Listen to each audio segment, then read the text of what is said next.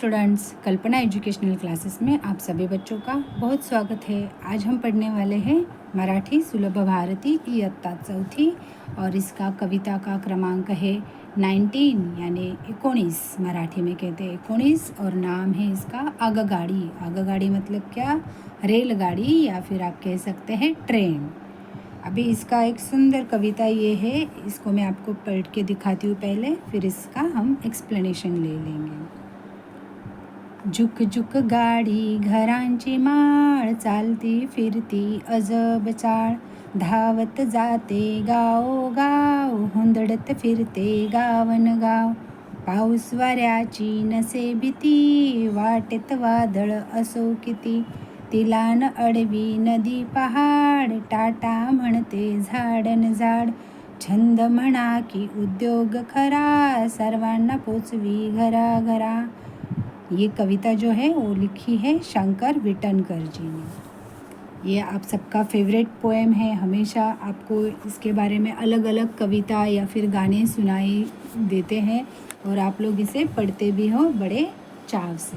तो अभी देखो ये अच्छी कविता है। इसका हम पहले पिक्चर देखेंगे। पिक्चर में देखो क्या दिया हुआ है, एक ट्रेन है ना, और उसके बगल में गांव दिखाया है, जैसे कि घर है, किसी का बंगलो कह सकते हैं, या फिर वृंदावन है, यहाँ पे तुलसी वृंदावन, और अगल बगल में पेड़ है, यानी कि ये गांव जैसी सीनरी कुछ दिखाई दे रही है।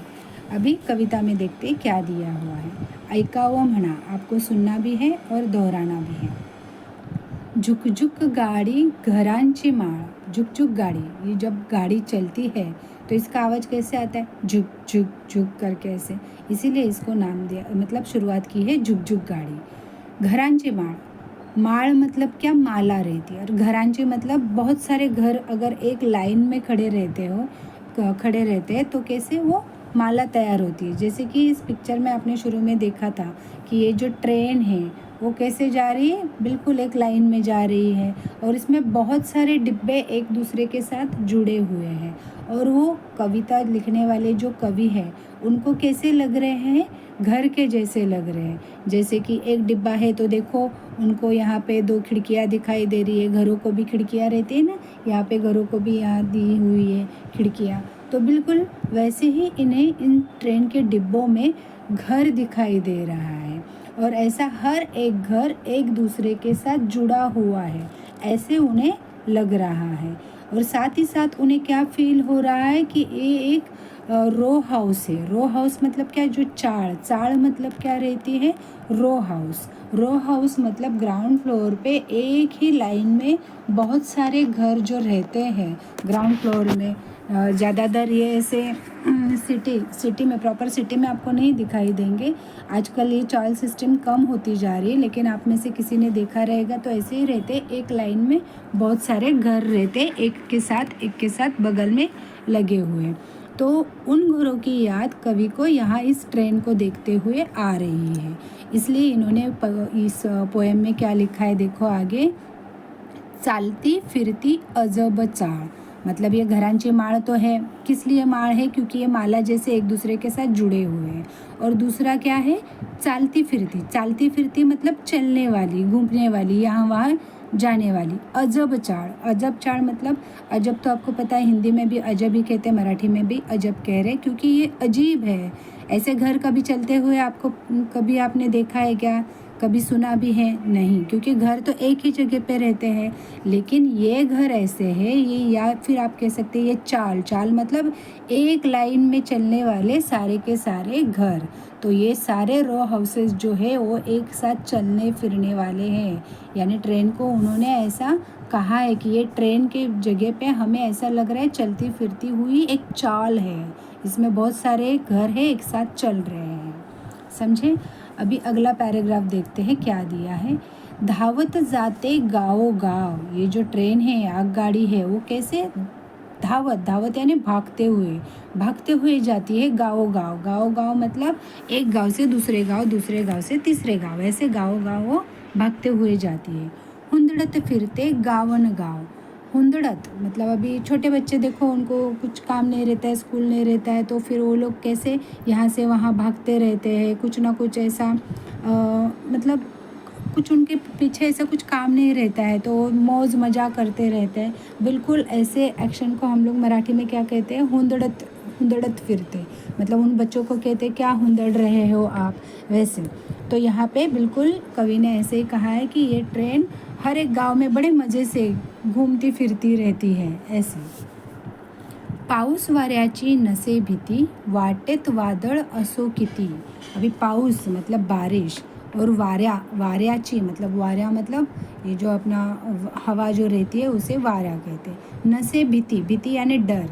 ये जो ट्रेन है इसे ना बारिश के डर रहता है, ना किसी बड़े तूफान वारा ऐसे उसके भी कोई डर नहीं होता। वाटेत वादळ असो किती, वाटेत मतलब रास्ते में, इसके रास्ते में चाहे जितने भी तूफान आए इसे उसका कोई टेंशन नहीं रहता है। वादळ यानी तूफान। अभी नेक्स्ट देखो क्या दिया है, तिलान अडवी नदी पहाड़। तिलान अडवी मतलब ये जो ट्रेन है, आगगाड़ी है, इसे कोई रोक नहीं सकता। अडवी मतलब क्या, रोकना। नदी पहाड़ मतलब उसे ना नदी रोक पाती है ना पहाड़ रोक पाता है। पहाड़ मतलब मराठी में तो डोंगर कहते हैं और हिंदी में भी पहाड़ ही कहते हैं। टाटा म्हणते झाड़न झाड़, अभी ट्रेन के आजू बाजू का जो परिसर है वहाँ पे जितने भी झाड़ मतलब पेड़, ये जितने भी पेड़ रहते हैं वो उस ट्रेन को टाटा बाय बाय ऐसे कहते हैं।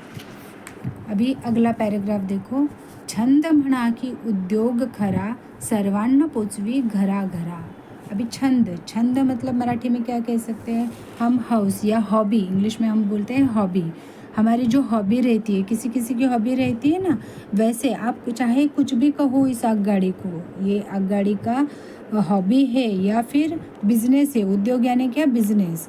आप चाहे इसको जो चाहे नाम दो, हॉबी का नाम दो या फिर बिजनेस का नाम दो, लेकिन ये सभी लोगों को, जितने भी उसके पैसेंजर हैं, उन सबको अपने अपने घर तक वो छोड़ती है।